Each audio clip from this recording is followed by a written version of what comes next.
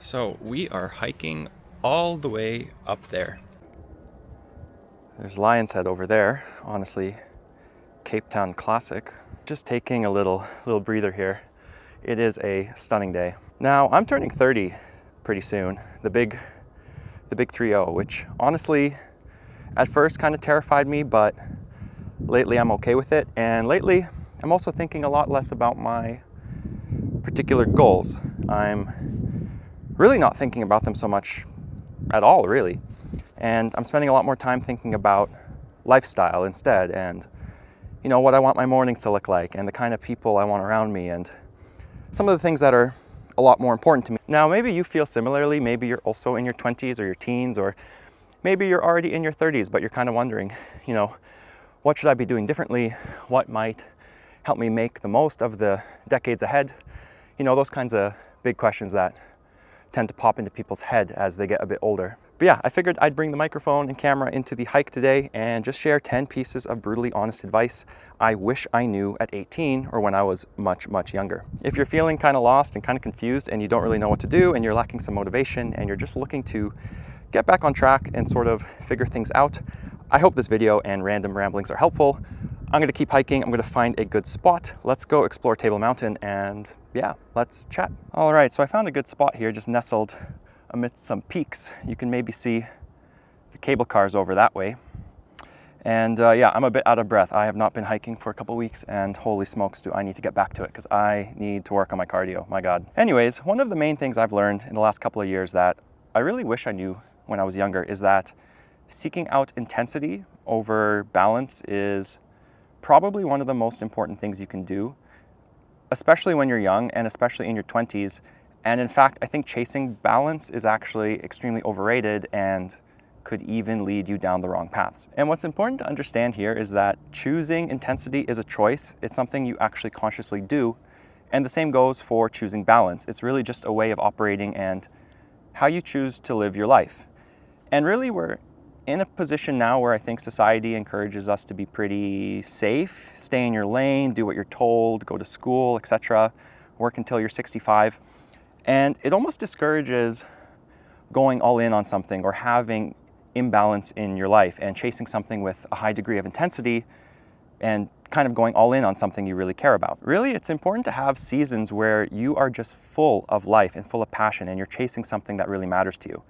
It could be starting a business, it could be a side hustle, it could be fitness, learning a language, moving abroad. It just has to be something that when you wake up in the morning and your feet touch the ground, you feel like you have a purpose and you feel like there is something meaningful driving you forwards. I found that the periods of life I've had in my 20s where I'm chasing something like building a business or trying to move abroad, becoming a digital nomad, starting YouTube channels, have been the happiest and most fulfilling parts of my life to date. So really, don't live like an NPC. Guys, you have one life. It's really important that you find things that you care about, and when the time comes to go all in, you're not afraid to do so. Man, I am sorry, but just look at that view.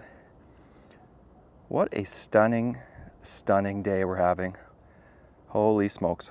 Now, a second lesson that kind of relates to lesson number one is that it's really important that you start saying yes to more new things in your life, especially if they're things that kind of make you afraid and they make you a little bit nervous. That's an even better thing you should be saying yes to. And it's funny that when we're kids, we have so many new experiences and we're learning so many things all of the time that time actually feels like it's passing slower. And that's why when we reflect on our childhood, it seems like childhood stretches on forever. But then when we reflect on our adult life, it seems like it just flashes by in a blink of the eye and seasons come and go without us really noticing. And I think a huge part of this is that when we're adults, we just stop saying yes to new and novel things. And if your weekly routine revolves around the latest Netflix special or ordering DoorDash on a Friday night, it is absolutely crucial that you stop this habit and you make some changes and try something new. It doesn't even have to be anything too crazy. Like, you can try a new sport, you can pick up a new skill, you can go to a language exchange or a friendly neighborhood meetup, something where you just kind of interact with new people, new things, new events, and you just mix up your routine so not every single week looks the exact same. I was having a pretty rough time in 2024 for a variety of reasons, and I just decided to start hiking a lot more, and I ended up hiking Kilimanjaro. Since then, I've moved cities a bunch of times, I've started learning boxing, I'm practicing Dutch, and I've kind of gotten in the habit of just trying random things as they cross my mind, and it's made a massive difference to my happiness and overall quality of life, and this is absolutely something you can do as well. Cable car is coming down, but we are hiking up. We're gonna cable car down though, I'll be real with you guys, we are not hiking down. Okay, third tip, you can absolutely build your own luck in this life, and it's honestly really important that people remember this. And really there's two main ways to go about this, I think, and really the first is to be endlessly optimistic. And it's funny because pessimistic people you'll meet, they're often right. In fact, they're right a lot of the time. But optimistic people are the ones who actually have the happiest, most fulfilling lives in the end. And really, I think that's what counts. And it's funny, and one thing I've consistently learned over the last few years is that if you approach life with the best case scenario in mind, and you actually envision what you want, life just tends to roll out that way. It's honestly crazy. You might call it manifestation, you might call it something else. I don't know what it is, but it actually works, and it is insane to see it actually unfold for your own life. Now, that's kind of the first way you can build your own luck in this life, but really the second way that I found has worked is to also encourage a lot more serendipity in your life. And serendipity basically means having a happy accident. It's when random good things just kind of happen to you out of nowhere, and good things just fall into your lap, or at least they seem to fall into your lap. Now, the thing is, if you follow step number 1 and step number 2 that I covered in this video, serendipitous moments just kind of happen to you naturally because you're out there trying new things. You're saying yes to more adventures. You're being intense about things you're passionate about. So you just kind of expand your area of luck. And guys, trust me, this is something that absolutely works. The more you put yourself out there, the more adventures you have, the more random, awesome things tend to happen to you. Okay, and a fourth tip. This one is really quick, but very important. It is that the spotlight effect is absolutely real, and you have to understand it so it never holds you back again, because it's a crazy psychological trap. Now, the spotlight effect is basically the psychological phenomenon where we think everybody is thinking about us all of the time, when in reality, people basically never think about us because they all have a lot of stuff going on in their own lives, and they have their own problems and dreams and hopes. So we really just don't cross people's mind that much. And honestly, this might sound kind of depressing at first, but once you realize it, it is so incredibly freeing, because it means you can truly build whatever you want in this life. No one's paying attention. No one cares if you fail. No one cares what you do. I mean, I'm out here on the mountain, the cable car's going by, hikers are going by, they see me wandering around with this camera in my hand.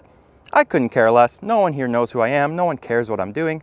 You can honestly do whatever you want in this life, and you can build whatever you want, which I think is such a freeing and awesome concept once you kind of accept it. Look at that mist rolling in. I am definitely gonna have to get my sweater on and jacket on in a little bit as we climb up this mountain. That is Cape Town for you. Weather changes all of the time. Okay guys, now a fifth lesson I have learned, and that is to learn some basic personal finances. And really, I could make an entire video on this topic. I do talk about this on my main channel, Tom Blake Finance, but in a nutshell, it means learning how to budget, how to build an emergency fund, how to manage your credit, how to stay out of debt, and how to increase your income and start investing to build real wealth. It might seem kind of intimidating to learn a lot of this stuff at first, but honestly, if you take 30 minutes a week and you just read about this stuff on Reddit, you ask ChatGPT to teach you some of these basic concepts, and you start applying it in your own life, it will make a massive difference. And this is one of the things I wish they would teach in school, because managing money is something that serves you for your entire life. And if you can't manage your own money, then you will always be a slave to someone else, whether that's a job, a boss, debt collection agencies. You have to learn how to manage your own finances. I am about to be engulfed in a cloud. How cool is that? I love Cape Town.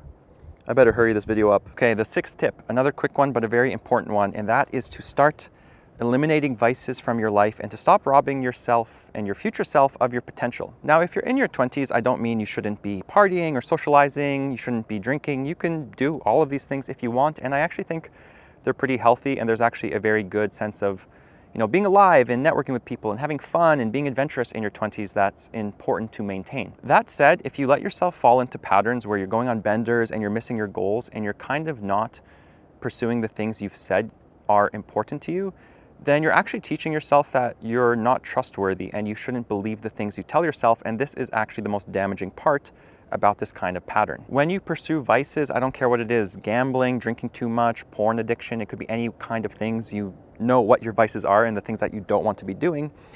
when you pursue these things, you are betraying yourself. You are actually telling yourself you can't trust your word. You are not someone who can be counted on, and you're just robbing yourself of your potential. So it's something you absolutely have to stop. And I hope this kind of mindset shift makes stopping a little bit easier. All right, and a 7th tip, something I also wish I had stuck with a lot more in my life, but that's just to read a lot more. Now, personally, I stopped reading a lot when I was in university. I was studying psychology, I was reading textbooks every week, and I just kind of used that as an excuse to stop reading because I was reading textbooks all the time. I was tired, I really didn't like school, so I used to read a lot in high school, and then I kind of just stopped during university, and then stopped altogether for most of my 20s. But the thing is, with reading, we have access to some of the greatest minds in human history, from Roman emperors to philosophers whose work has stood the test of time. It is such a shame if all you do is doom scroll on TikTok at night and you're not opening a book to at least read 5 or 10 pages a night. Guys, trust me, start reading again. It is so much fun. And as a bonus tip, go buy a book from a local bookstore. Don't shop on Amazon, go to your local bookstore, buy a book that excites you, and then go to a coffee shop, grab a coffee, read by yourself for an hour, go to a local park, do the same thing. It does something to your brain. It is so nice. I can't quite describe what it is, but guys, you have to be reading more. It will absolutely serve you for the rest of your life. Okay, guys, and an 8th tip. This one is definitely something I also wish I had figured out earlier in my 20s, but that is to take finding a partner a lot more seriously than what a lot of people do in their 20s. And you know, it's funny, I think in your 20s, a lot of people are kind of focused on hyper independence. At least that's what I was focused on for many years. But the thing is, finding a partner in who you might potentially marry is ultimately one of the most important decisions you'll ever make, because if you choose poorly, your life will become absolute chaos and madness. And if you choose well or choose correctly, you'll have the adventure of your life. Okay guys, 9th lesson that I really hope you take away from this video is that mental affirmations are no joke. And it's funny because you can actually train the voice inside your head to be a lot kinder to you. And our brains and our minds are actually so good at predicting the worst case scenario. They're very good at basically picturing the worst outcome because this is a defense mechanism that we've learned biologically. But it doesn't really serve you that well when you're trying to build an awesome life and you're trying to be optimistic. And so one thing I've learned is that when you catch yourself thinking about the worst case and you start with that worst case scenario in mind, you have to make a conscious flip in your brain to flip that equation and to really think of things working out and to visualize the outcome that you actually want most. Again, guys, I swear it actually works. It's crazy. What you actually put into your brain tends to happen more often than not. So really, this is a simple sounding tip. I find it's quite hard to implement because, again, we're chronic warriors. We're very good at picturing the worst case scenario, but this one can make a massive difference in your life. And really, guys, that kind of leads me to the 10th and final lesson and takeaway that I wanted to cover in today's video. And that's just to fall in love with your life and to learn to do that. You can choose to fall in love with someone. You can choose to fall in love with your life and the place you live. You can choose to fall in love with the small daily habits and little things around you that just make life a little bit brighter and a little bit more enjoyable. And again, this kind of relates to the whole intensity thing again, but I really do think this is a choice and it's something you have to actively be mindful of because there is so much good stuff in the world around us. I mean, you can go hiking, you can go exploring, you can go grab a coffee with a friend, you can call your mom and dad, you can do so many things out there that just make you feel like a better human being. And you can choose to be grateful and mindful of those moments and again, just fall in love with your life a little bit more. And so if there's one takeaway from this video, I hope it's that you pursue life with a sense of gratitude, you have some optimism, you actually choose to be intense about the things that are important to you, and you kind of just dive into this thing head first. Now, I'm in Cape Town right now. I'm going to keep on hiking, and honestly, I'm so excited to keep building out this channel. I'm excited to keep writing on Substack, and I'm feeling excited and creative about projects for the first time in many years. And so I'm honestly super excited, and I hope that this style of video is at least helpful. You guys can let me know in the comments if you like it or what other kinds of topics you want to see, but I am going all in on YouTube. I'm going all in on Substack, all in on hiking, all in on happiness and actually enjoying life and being creative and excited for a change. So hopefully at least one of these lessons rubs off on you and encourages you to try something new or encourages you to at least have a little bit more fun with whatever you have going on. But yeah, I'm gonna keep on hiking, guys. I'm gonna finish up this hike, grab a coffee at the top, cable car down, and yeah, super excited. A lot more videos coming. Thanks for watching. Let me know in the comments. You guys can like, subscribe, let me know what you wanna see. I really do appreciate it. Man, we are having such a wonderful day here. What a time to be alive. Thanks for watching. I'll catch you guys in the next one.